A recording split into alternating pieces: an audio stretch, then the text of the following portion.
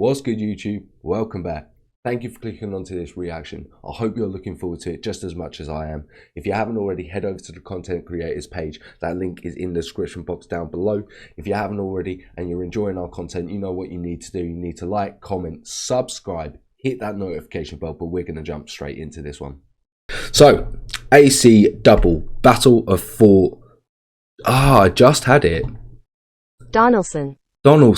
There we go. Battle of Fort Donelson. Let's go.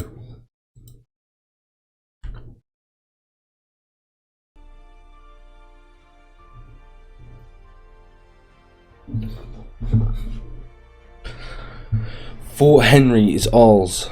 I shall take and destroy Fort Donelson on the 8th.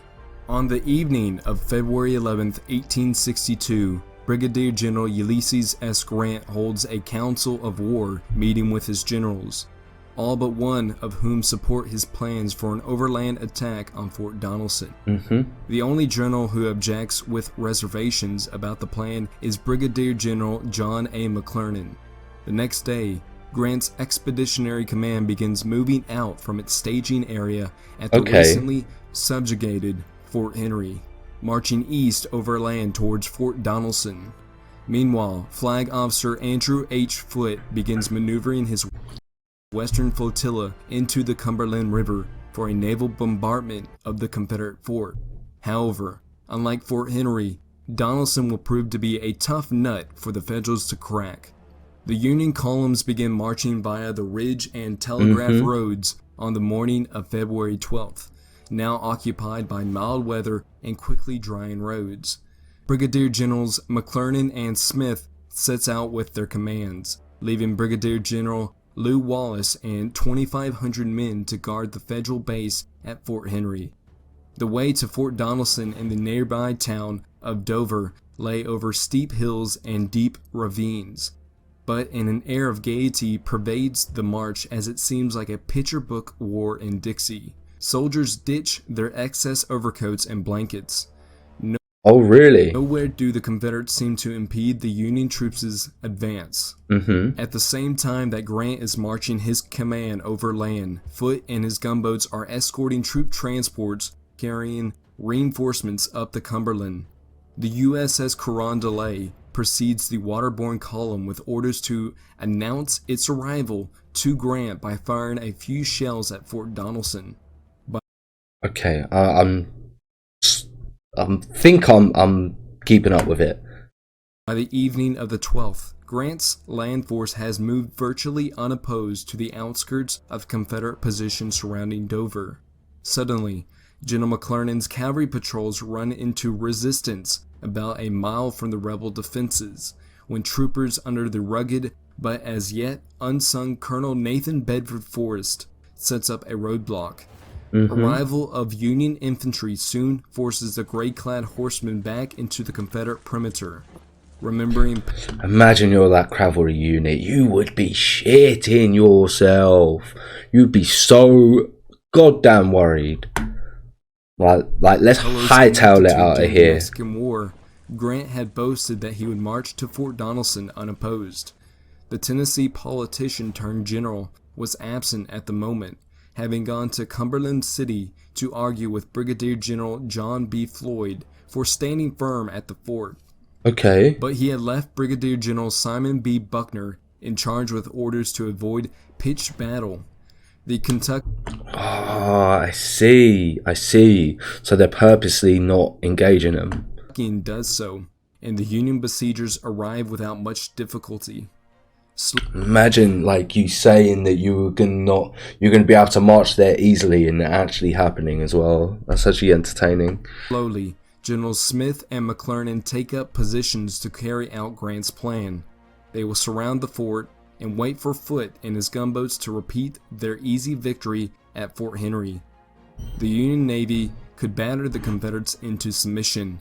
In General Grant's view, this will save time and lives, as the Army commander and his staff set up headquarters at the Widow Crisp's cabin on a slope along the eastern bank of Hickman Creek behind Smith's line. The rattle of musketry suddenly cuts through the otherwise calm winter evening to announce the first contact between the two armies. The stage is set when the USS Carondelet briefly announces the Union Navy's presence on the Cumberland River. I really enjoy the maps that WarHawk does. This whole map setup is so interesting.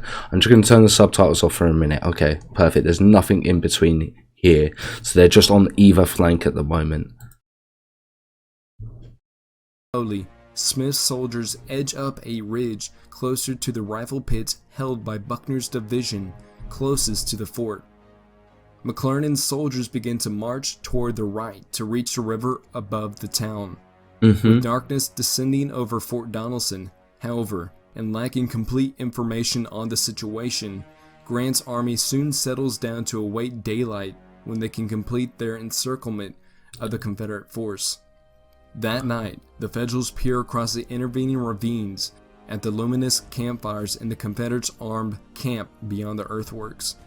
The Southerners are backed up against the Cumberland, with avenues of escape fast disappearing. Ooh, you'd start to worry now, wouldn't you? If you was like getting surrounded and encircled and your back's to the river. But the Rebs had come here to fight, not run. And down at the river, Lieutenant Colonel Milton Haney's keeps his water battery gunners at work, if only to boost morale for facing the dreaded Yankee gunboats the next day. On the river itself, two remaining steamboats left to Confederate service shuttle Floyd's Virginians in from Cumberland City amid flaming torches and cheering from the shoreline. Okay. When General Floyd arrives in person at dawn on Thursday, February 13th, he sets up headquarters in a picturesque hotel in Dover. Again, you would just be so happy to get reinforcements, wouldn't you? It would just give you more morale that you would really need in that situation. Near the upper steamboat landing and assesses the situation. The ball was opened.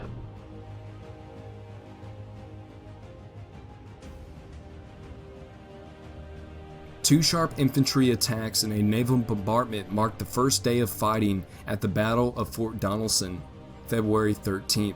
This is seen as a test of Confederate strength and defenses, but not a pitched battle.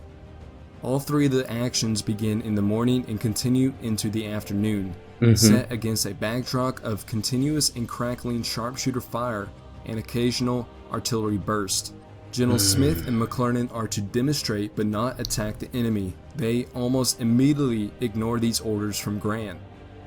Oh, and do they just engage? The Army commander has also instructed Commander Henry Walk and the USS Carondelet, or just do they not fire at all?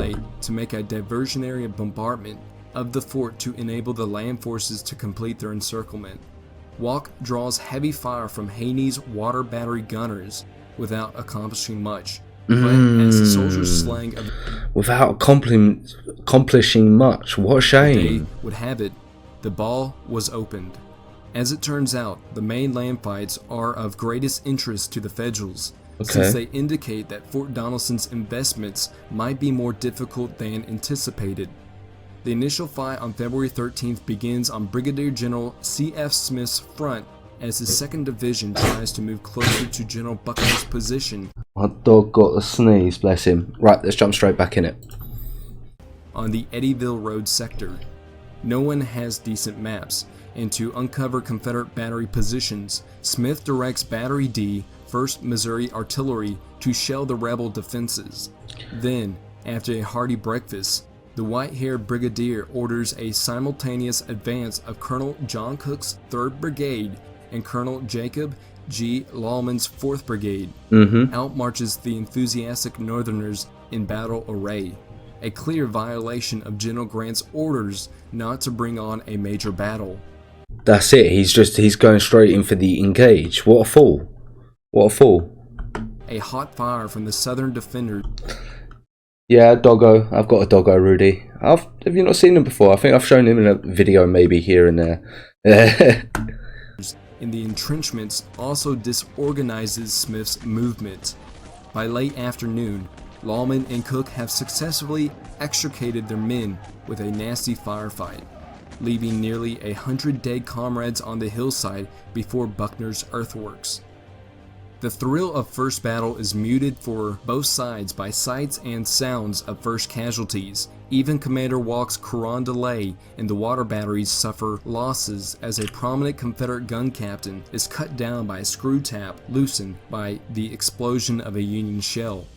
Okay. And one 128-pounder Confederate Imagine. projectile knives through the gunboat's side, skipping about like a wild animal, wounding several seamen with wood splinters and bursting a steam heater before dropping, still hissing, over the side of the ship and into the water. Oh my god, any kind of Navy soldier has got balls of steel. There's no way I could deal with being on a ship and that being my military role. Like, there's so many things that are just not in your control.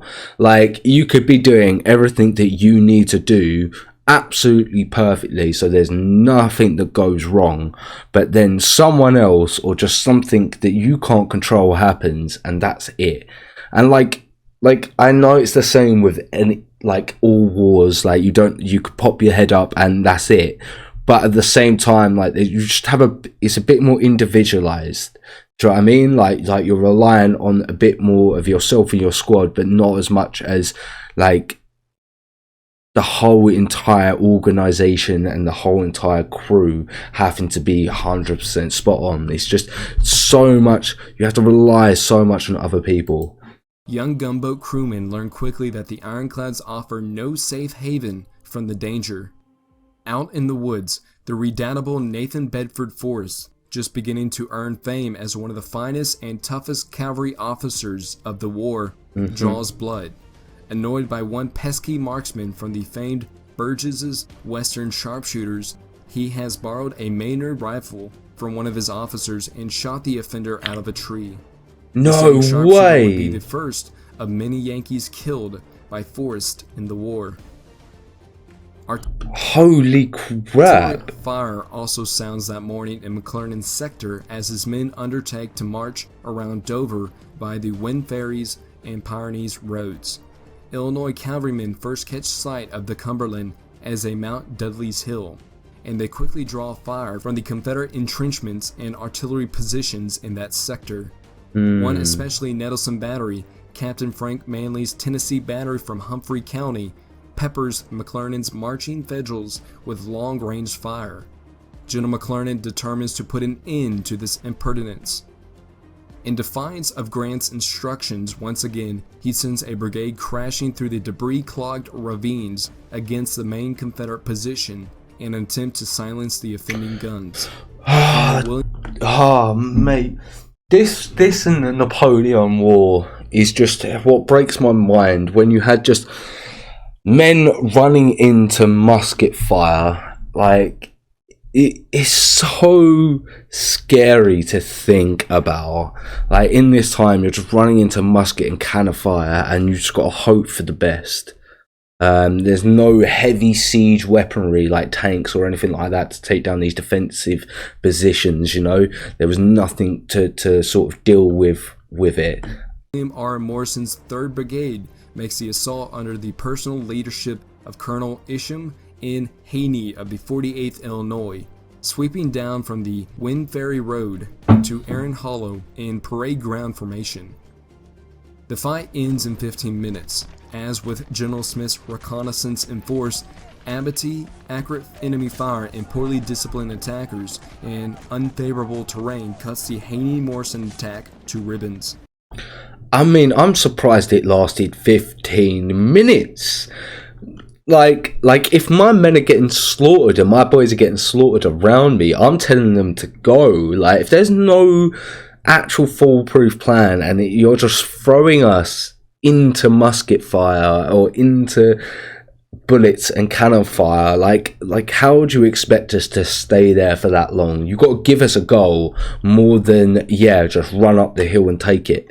Like, there's no way we're gonna do that. What's the rest of you gonna do? Like, don't just send us up there. There's no way. Another 150 Federal dead littered the hillside near the offending battery's position. Another 150 men's lives just wasted on a pointless assault. What, to test to see if they were weak or if there was a weakness there? Bullshit. But here, dry leaves catch fire during the fighting and threaten a cruel death to the wounded attackers. When the shooting ceases, humane Confederates leap from behind their works and rush out into no man's land to rescue their erstwhile enemies. Minutes later, the two sides are once again back to shooting one another. If they got some of the men who were wounded but still alive out of there, that is good. The fact that they did run it into no man's land to attempt to save them is very honourable, and it does give you a bit of faith in humanity that, you know, we're fighting and we're sort of on the opposing sides, but you are wounded. You do not deserve to stay there and be burnt alive. I couldn't let you do that as a fellow human being. Even though we're opposites and we have opposing thought process and ideologies,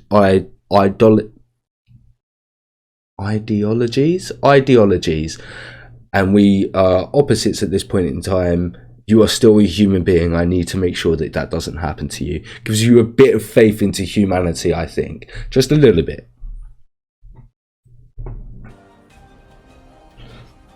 It was a night of great suffering and hardship.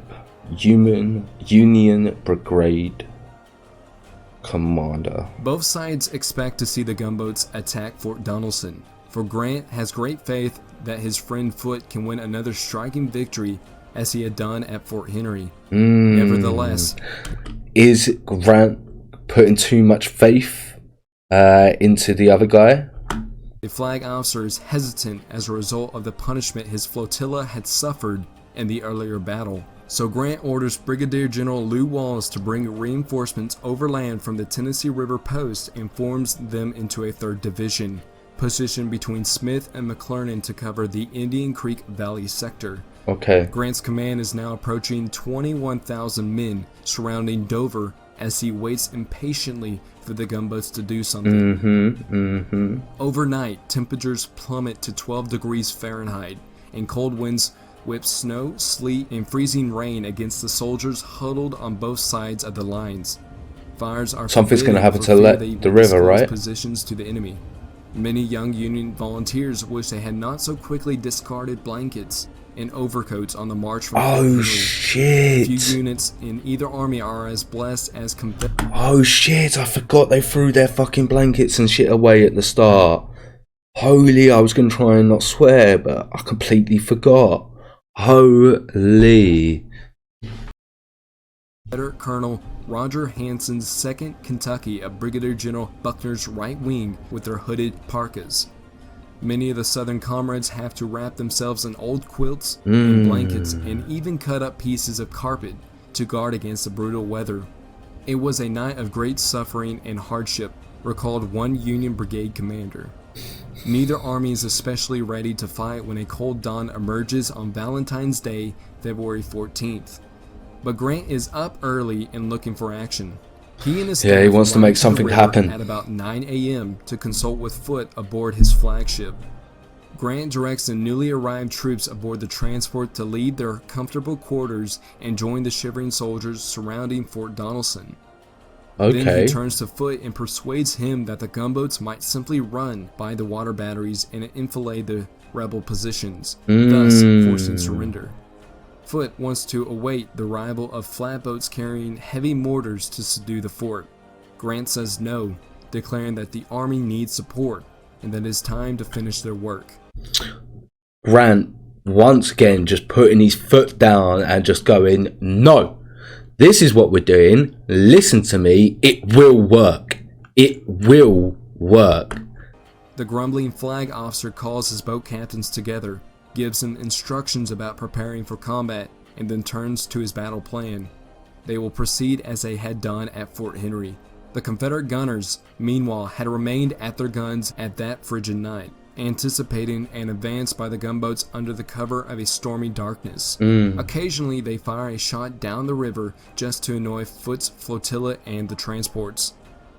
Early on St. Please say don't Valentine's stop Day, though. Captain Reuben Ross in the upper battery spots a large plume of smoke indicating something is afoot. He sends word to Floyd's headquarters, but the Confederate generals are busy with other matters. As Floyd they leave indicates it. in a telegram to General Johnston, claiming he now faces 40,000 Yankees. I will fight them this evening. Indeed, Floyd, Pillow, and Buckner intend a surprise foray to break the land siege. So they were going to do a surprise counter-attack, counter-offensive, basically. It takes time to muster the troops in position, and at the pivotal moment for the breakout attempt, the gunboats hover into view on the river. Before the decks were well sanded, there was so much blood on them that our men could not work the guns without slipping. Holy shite! Mother of Jesus. Flag Officer Foote's flotilla comes around a bend in a river at about 2 p.m. on February 14th, steaming against a flood tide of the muddy river. It takes a half hour to close with the water batteries. The city series A half hour? ironclads Is that a long time? It seems like a long time for the distance they're traveling to me. USS St. Louis, Louisville, Pittsburgh, and Carondelet lead the van, steaming abreast as at Fort Henry. USS Tyler and Conestoga, about 1/4 mile in the rear. Meanwhile, Captain Ross sends some shots toward the Union transports, scattering them after they had landed their human cargoes. He then turns his battery on the gunboats, which had opened fire about 1 1/2 miles from the batteries. As the craft moves to point-blank range, they suffer cruel punishment from Ross and his heavy guns. The rebel gunners have carefully plotted ranges by marking on trees along the riverbank, and they have devised special sighting devices on their cannons. Floodwaters had already swept a barricade of floating trees some 900 yards from the batteries. Okay. It is up to the water batteries to save the day on their own. The naval action at Fort Donelson assumes a different cast from that at Fort Henry as Foote closes to within 450 yards of the batteries shortly after mid-afternoon. These batteries are more elevated above the water than Fort Henry's row of guns, and the plunging fire from the 2 water batteries at Fort Donelson soon finds the gunboats' vulnerability. They rake the craft fore and aft with shot and shell. Before long, all but the gunboat Carondelet are drifting back downstream in defeat. Oh, they took down 3 of the ships, 3 of the steamboats, or the During armored the artillery boats. exchange, Flag Officer Foote is wounded, ironically in the foot. His flagship, USS St. Louis, has been reduced to shambles during the exchange. Shivering Oh, Confederates his ship was that battered up, really. all over Fort Donelson's perimeter take up cries of victory. They had not expected to beat the gunboats as, at one point, an excited Nathan Bedford Forrest shouted to an aide, "Parson, for God's sake, pray. Nothing but Almighty God can save that fort." The inexperienced Confederate gunners have achieved an astonishing 50% hit record on the gunboats. That's a pretty good hit record, I think. The humiliated naval officer counts 54 dead or dying among his severely battered craft. As another harsh winter night settles over the gloomy Union besiegers, they listen to the celebrations across the Confederate lines. We're doing another cold night. These poor men must be freezing. Absolutely freezing. Us nowadays moan if we can't put the heating on in December. Try being one of these goddamn fucking boys. Do you know what I mean? Literally, it's snowing. You ain't got a blanket, and you got to sit there with your jacket, hoping to God that you just don't get frostbite on your fucking nose. Crazy. You want to have the heating on at 60 all night and all day.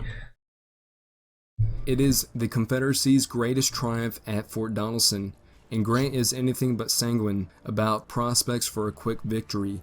He will let the Navy make its own excuses for defeat, but he writes to his wife, Julia, that night that the taking of Fort Donelson bids fair to be a long job. It's going to be a long job. Had arrived for the Confederacy in the West, Announcement of the Confederate triumph flashes over telegraph wires to Johnston, countering earlier predictions of a dire defeat at the hands of the dreaded gunboats. Johnston wires back to Floyd, "If you lose the fort, bring your troops to Nashville if possible." But with victory seemingly in their grasp, the brigadiers hesitate about their next step. General Floyd convenes a council of war at which the participants determine whether to continue the battle or fight their way out of the federal trap. Pillow. What would you do in that situation? Would you try and fight your way out, or would you remain because you think you're doing well now?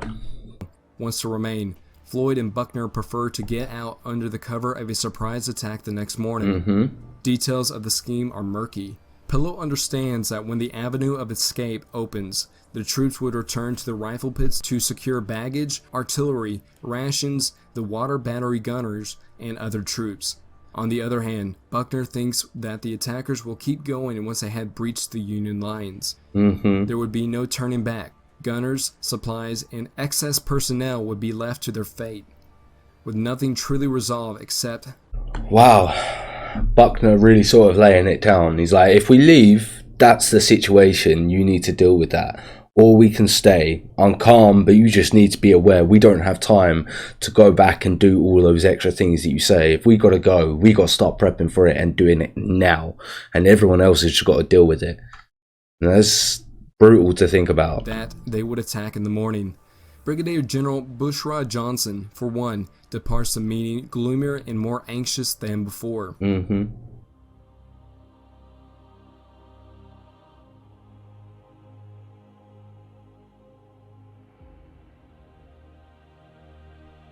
Just as Foot's appearance has disrupted Confederate plans that afternoon, the unexpected victory at the water batteries confuses the Southern generals as to the urgency of leaving or fighting on. At any rate, the troops gather for the massive Confederate assault scheduled for daybreak on Saturday, February 15th.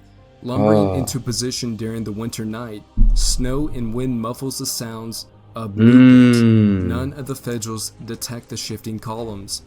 The Confederates are just going from their entrenchments, leaving only a single regiment of 450 men armed with shotguns to face Smith's whole division.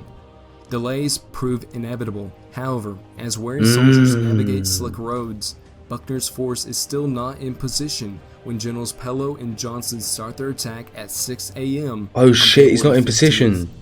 McClernand's cold and sleepy soldiers stumble out of their makeshift bivouacs as the first warning shots and sounds of the infamous rebel yell break the cold morning air. The big push to flee starvation, Yankee prison camps, and the stigma of surrender has begun. General Pillow would style it the Battle of Dover. The snow, underbrush, and tactical inexperience further delays any quick resolution. The fighting turns into a slugfest between the Confederates' heavy attack columns and McClernand's thin line of defenders. Wow, they're going for a proper offensive. The Forge and Wind Ferry roads. At 8 a.m., however, the Federals are in trouble as fighting envelops the country lanes and ravines and blood-stained snow mark points of contact between the two battle lines. Forrest's cavalry troopers dislodge a stubborn Union field battery, and the Confederate infantry slowly bend McClernand's 1st Division back under heavy pressure. As the young Union soldiers expend their ammunition, they simply drop out of line, holding their empty cartridge boxes aloft. And oh no! Oh no! Begin a slowly withdrawal. McClernand sends couriers to Lew Wallace's command post for help, but the Indiana general hesitates to act without Grant's instructions. Somehow, the Army commander has disappeared. Earlier that morning, Grant had ridden once more with the wounded and humbled Foote aboard his gunboat. Headquarters aides do not know what to do in their leader's absence, and the intervening woods hide the sounds of the unfolding battle from the command conferences at the river. Thus, by noon, Pillow and Johnson have carried Confederate fortunes to the brink of success. Avidly, Federal defeat was caused mostly by fatigue, supply shortages, and inept defensive moves, not by... That's it, they were so far away from their supply lines, they had been freezing, they were tired. any lack of pluck or valor. Nonetheless, McClernand's division had been beaten back from its position. The attackers are unable to finish their task. By early afternoon, the relentless drive of Pillow and Johnson, now supported by Buckner, had gained the objective. The Federals had been driven back from the Forge Road and westward along the Winds Ferry Road toward Fort Henry. Two of McClernand's three front-line brigades had been crumpled, and the third is being forced into precipitous retreat. Still, another brigade is crushed as it rushes from reserve. At that hour, the way out of the Fort Donelson trap is open to the Confederates. Stretched along a mile-long battle line, the soldiers... Oh, I see. They were just trying to make an opening so that they could escape. Is that what's going on? I'm definitely interested to sort of find out. Soldiers are ready. Their leaders are not. During the subsequent 2 hours, the Confederate generals yield the initiative back to the enemy.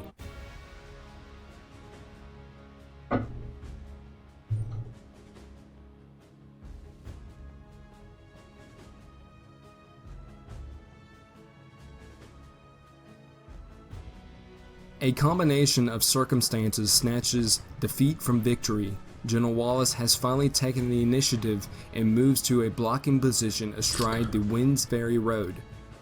Okay, Wallace is coming in for the counter-offensive to their retreat. He stymies the Confederate attack. The rebel attackers run out of momentum, and General Pillow, according to his interpretation of the original plan, now orders everyone back to the trenches preparatory to evacuation. He also notices signs of a Federal attack on Buckner's weakly held position in the distance. Buckner, however, raises strong objection and questions Pillow's authority to change the plan. The two generals haggle while their soldiers mill around waiting for further orders. At this point, Floyd appears in between his two subordinates, and then finally orders all the troops back into the defensive perimeter. Just then, Grant returns to the field, finally found by anxious couriers. He had ridden hard over icy roads to reach the scene of catastrophe brewing on his right flank. Let's see what Grant does. With Generals McClernand and Wallace, Grant senses the crisis in the battle. Perhaps his own career has been reached. He sees McClernand's men standing in knots, talking excitedly with no officers giving directions. He also notices that the soldiers have their muskets but no ammunition, even though there's tons of it close at hand. Wait!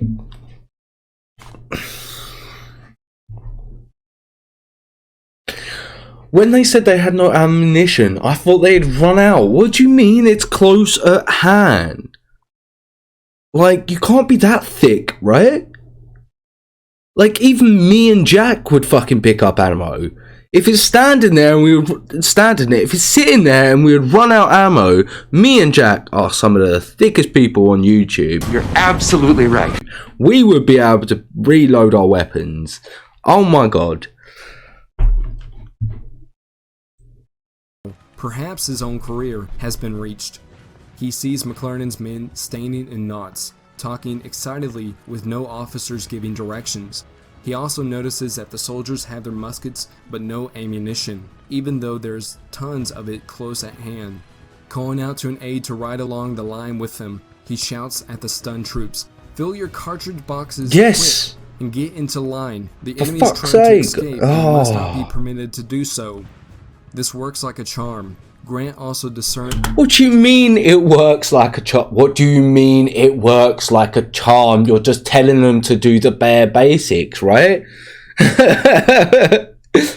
Works like a charm. I hope it would work like a charm. You're telling them how to save their own lives. Reload your weapons, boys. Reload your weapons. Oh my. Prisoners what is happening on the Confederate line, and that the victorious enemy might be just as demoralized as his own men. Whoever seizes the initiative at this point will achieve victory. Chomping down hard on an unlit cigar, he orders McClernand and Wallace simply, "Gentlemen, the position on the right must be retaken." He also sends word to Foote requesting... I love Grant's just cool, calm demeanor. Just chewing on a cigar and just saying the right must be retaken. Kron. I remember watching, I don't know if the it was the oversimplified version me and Jack reacted to, weren't it? Of the American Civil War. I'm sure it was me and Jack who reacted to that. I'm pretty sure we both said Grant was our favourite in that as well. And in this series, it's just showing it off once again. A show of force from the gunboats. Grant's quick and determined leadership helped spring his soldiers into action, and they quickly stabilized their lines, pushing the Confederates back into their original defenses. The opportunity to escape was within reach of the Confederates, but now was lost to them. I agree with your comment there about discipline is actually quite hard and depends on the experience of troops. I would agree with that statement, but I wasn't talking about the discipline. I was talking about saving your own life. Do you know what I mean? Like the discipline, the fact that they were still staying there mean that they were disciplined enough to stay within the battle and they weren't fleeing from the battle. But they were standing around without their guns loaded. Like surely whether... Like, if you're staying there, you're willing to stay there, you're going to do it. You're going to reload that's not to do with discipline. Do you know what I mean? That's you trying to make sure that you save in your own life because you need that weapon because you're in the situation you're in.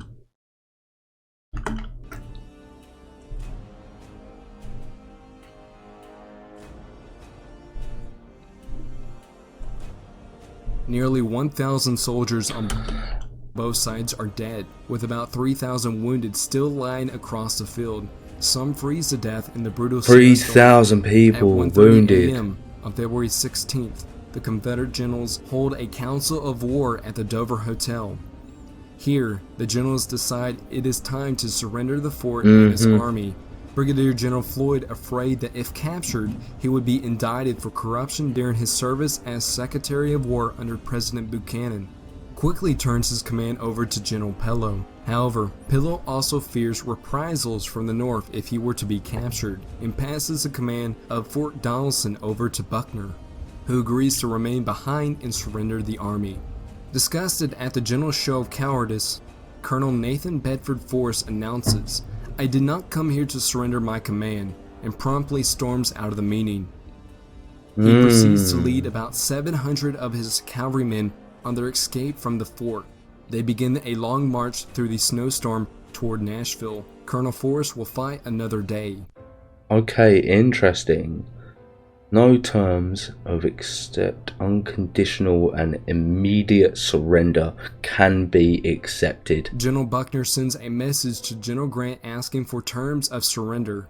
Having helped Grant out of financial situations in his pre-war civilian life, Buckner was hoping that Grant would be merciful to the commander.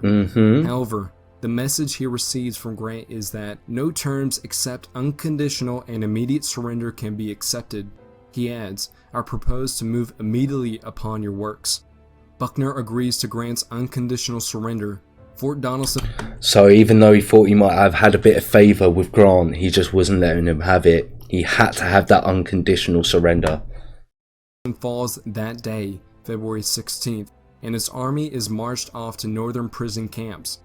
The decisive victory at the Battle of Fort Donelson propels Ulysses S. Grant to national stardom, earning him the nickname Unconditional Surrender Grant. It also earns him I remember that nickname as well.